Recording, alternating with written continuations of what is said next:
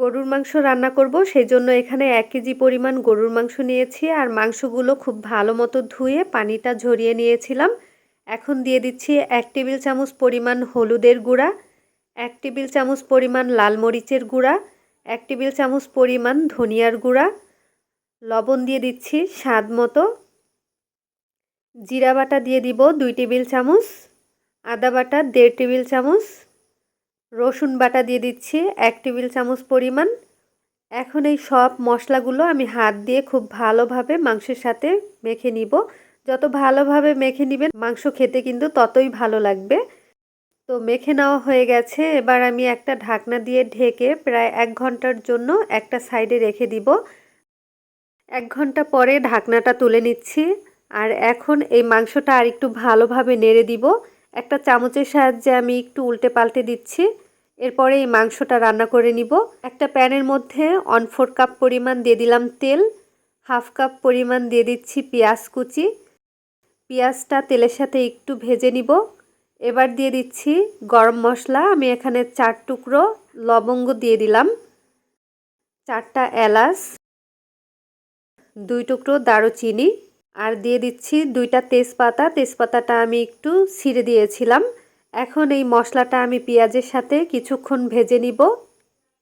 এইভাবে করে গরম মশলাটা ভেজে রান্না করলে কিন্তু মাংসর স্বাদটা আরও বেশি ভালো লাগে। তো ভাজা হয়ে গেছে, এবার আগে থেকে যে মাংসটা ম্যারিনেট করে রেখেছিলাম সেই মাংসটা দিয়ে দিলাম। কিছুক্ষণ নেড়েচেড়ে এই মাংসটা একটু ভেজে নিচ্ছি। যখন ভাজা হয়ে গেছে তখন আমি আবার ঢাকনা দিয়ে ঢেকে দিব আর এই ঢাকনা দিয়ে ঢেকে মাংসটাকে কষিয়ে নিতে হবে। তো ঢাকনাটা তুলে নিচ্ছি আর মাংস থেকেই কিন্তু অনেকটা পানি বের হয়েছে, আমি কিন্তু আলাদা করে কোনো পানি দেইনি। এভাবে করেই মাংসটা আমি কষিয়ে নিব প্রায় 15 থেকে 20 মিনিটের জন্য। এভাবে করে কষিয়ে নিলেই কিন্তু মাংসটা 80% সিদ্ধ হয়ে যাবে। তো ভালোভাবে নেড়ে দিচ্ছি আর যেহেতু আমি মশলাটা আগে থেকেই ম্যারিনেট করে রেখেছিলাম সেহেতু মাংসর মধ্যে কিন্তু মশলাটা এমনিতেই পৌঁছে গেছে। আমি আরও বেশ কিছুক্ষণ নেড়েচেড়ে মাংসটা রান্না করে নিব। মাংসটা যখন পুরোপুরি কষিয়ে নেওয়া হয়ে গেছে তখন আমি দিয়ে দিলাম আলু। আমি এখানে 2টা আলু দিয়েছি আর এই আলুগুলো একটু বড় সাইজ করে কেটে নিয়েছিলাম। এই মাংসের মধ্যে আমি আলু দিয়েছি, তবে আলু ছাড়াও কিন্তু এই মাংসটা এভাবে করে রান্না করে নিতে পারেন। তো আলু দিলে মাংসর খেতে আমার কাছে বেশি ভালো লাগে, সেজন্য আমি আলুটা দিয়েছি। আলুটা দেওয়ার পরও বেশ কিছুক্ষণ একটু মাংসটা কষিয়ে নিব। দিয়ে দিব 2টো আস্ত রসুন। এই রসুনটা অপশনাল, আপনারা চাইলে দিতে পারেন আর না দিলেও চলবে। তো ভালোভাবে নেড়ে দিচ্ছি আর এভাবে করেই আমি মাংসটা বেশ কিছুক্ষণ কষিয়ে নিলাম। এরপরে মাংস সিদ্ধ হওয়ার জন্য আমি ফুটন্ত গরম পানি দিয়ে দিলাম।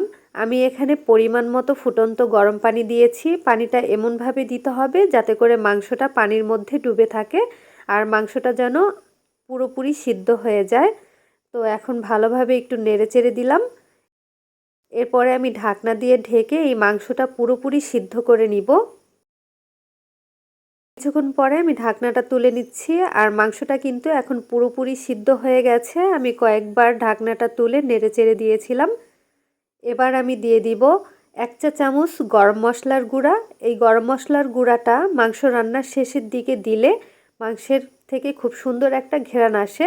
আপনারা চাইলে কিন্তু ভাজা জিরার গুঁড়াও দিতে পারেন। ভাজা জিরার গুঁড়া দিলেও কিন্তু মাংসর টেস্টটা ভালো আসে। এখন কিন্তু মাংস রান্না হয়ে গেছে, আমি চুলা বন্ধ করে দিয়েছি। মাংস রান্নাটা আমি একটা বাটির মধ্যে নিয়ে নিচ্ছি আর এই মাংস রান্নাটা কিন্তু খুবই সহজ আর অনেক মজার। আসছে ঈদে আপনারা কিন্তু এই রেসিপিটা ট্রাই করতে পারেন, খেতে কিন্তু অনেক মজার হয়েছে। গরম ভাত, পোলাও এর সাথে খেতে কিন্তু আরও বেশ ভালো লাগবে।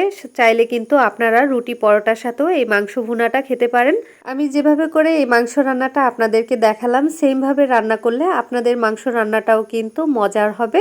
আশা করছি ভিডিওটি আপনাদের কাছে অনেক বেশি ভালো লেগেছে। ভালো লাগলে লাইক, কমেন্ট আর শেয়ার করতে ভুলবেন না। আজ এখানেই বিদায় নিচ্ছি। সবাই ভালো থাকবেন, সুস্থ থাকবেন। আল্লাহ হাফেজ।